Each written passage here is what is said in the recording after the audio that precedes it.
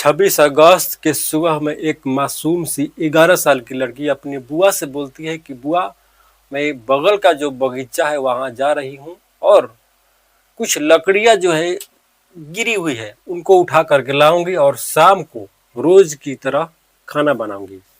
बुआ बोलती है कि बेटी जाओ और लेकर के आओ। एक दिन पहले की अगर बात करें 25 अगस्त 2025 की, तो उस लड़की के साथ जो उस जिस बगीचा में वो लड़की जा रही थी लकड़ियां लाने के लिए, उसी बगीचा में वो बकरी चराने के लिए गई थी।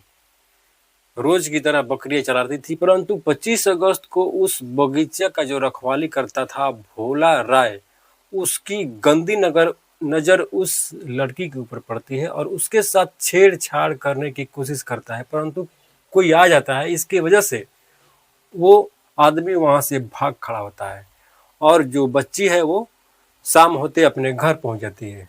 लेकिन इस बात को वो बच्ची किसी के साथ शेयर नहीं करती है, बताती नहीं है।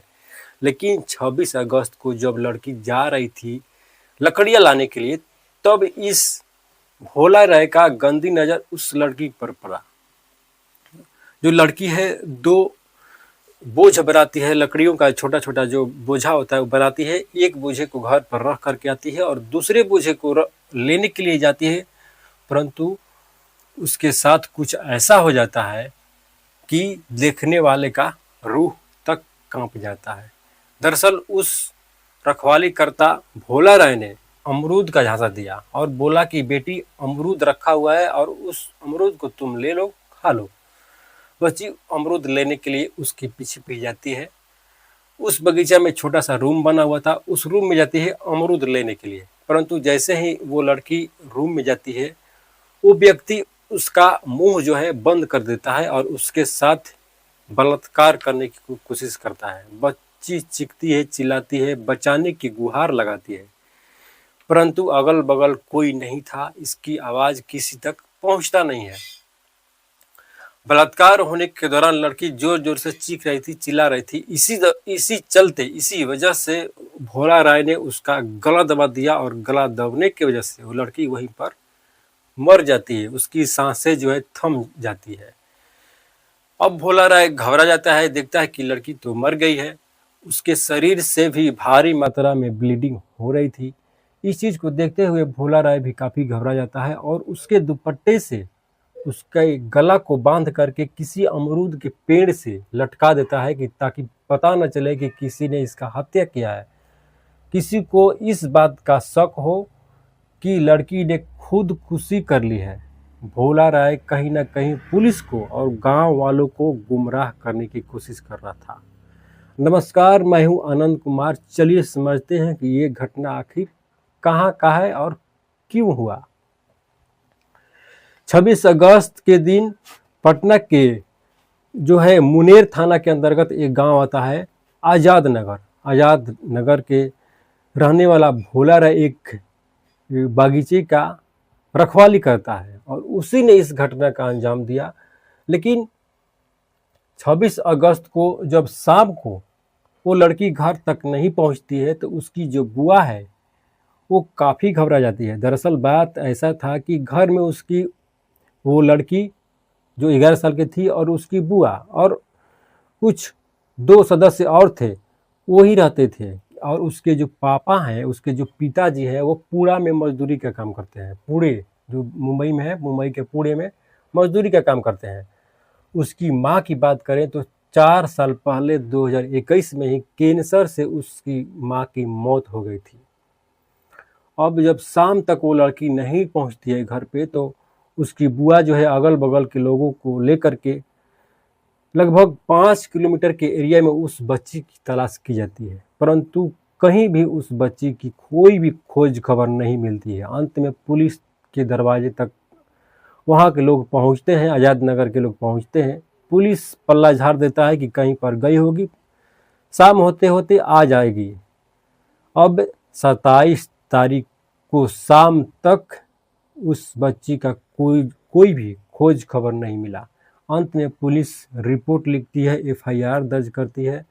28 अगस्त को एक गूंगा लड़का मछली पकड़ने के लिए जा रहा था। उसी बागीचे के एक रास्ता होता है, उसी रास्ते से जा रहा था, लेकिन देखता है कि एक अमरूद के पेड़ से एक बच्ची का लाश लटका हुआ है। वो भाग करके गांव में जाता है, आज़ाद नगर गांव में कुछ लोगों से कहता है, इशारों में बताता है, क्योंकि वो बोल नहीं सकता था। जो आदमी थे आज़ाद नगर के, उसके इशारों को समझते हैं और दौड़ते हुए उस बगीचे में जाते हैं। उस बगीचे में कमर तक पानी था और देखते हैं कि उसी बच्ची का जो लाश है वो एसिड से जला हुआ है और पेड़ से लटका हुआ है। गांव वालों से बातचीत करते हुए मीडिया वालों ने बताया कि सबसे पहले तो उसके साथ दरिंदगी की गई थी और उसके बाद चेहरे पर एसिड से जला दिया गया था।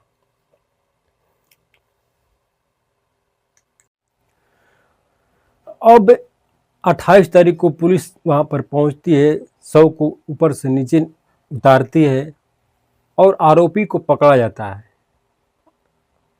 जानकारी के लिए आपको एक बात और बता दें कि 25 तारीख को जब वो लड़की गई थी बकरी चराने के लिए, तो वो आदमी उसके साथ छेड़छाड़ कर रहा था और बगल के सीसीटीवी कैमरा में उसका जो फुटेज है वो कैद हो जाता है। पुलिस क्या करती है कि अगल बगल के जितने भी सीसीटीवी कैमरे हैं सबको खंगालना शुरू करती है। तो 25 तारीख के दिन उसी व्यक्ति का जो फुटेज है उसके सीसीटीवी कैमरे में कैद हो जाता है।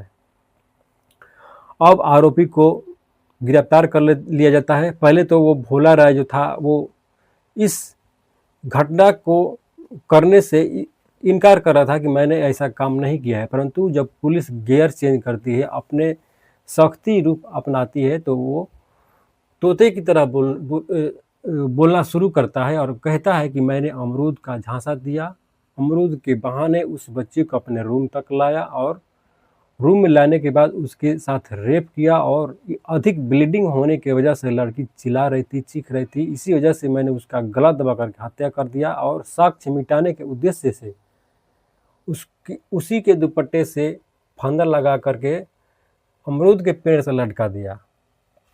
अब इस घटना को जब अगल बगल के लोग सुनते हैं तो उनका खून खौल जाता है और अपराधी को पकड़ करके मारने की कोशिश करते हैं, परंतु पुलिस सख्ती रूप अपनाती है और उस भोला राय को थाने लेकर जाती है। थाने ले जाने के बाद उसको जेल दे दिया जाता है, FIR दर्ज किया जाता है। अब फॉरेंसिक टीम, FSL की टीम सारी वहाँ पर पहुँचती है और उचित जांच किया जा रहा है कि आखिर उस दिन लड़की के साथ हुआ क्या था।